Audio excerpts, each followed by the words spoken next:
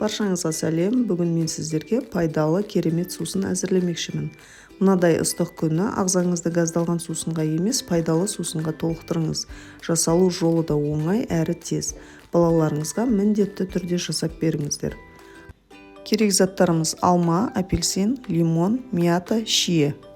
Жақсылап жуылған жемістерімізді турап аламыз. Таза ыдысымызға туралған жемістерімізді саламыз.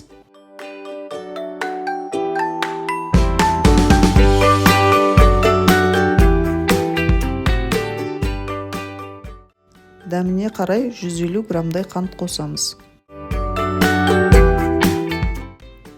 Мятамызды салып, суымызды құямыз. Осыдан 5 литрдай сусын шығады. Қышқылдау дәм беру үшін лимонды сығып саламыз.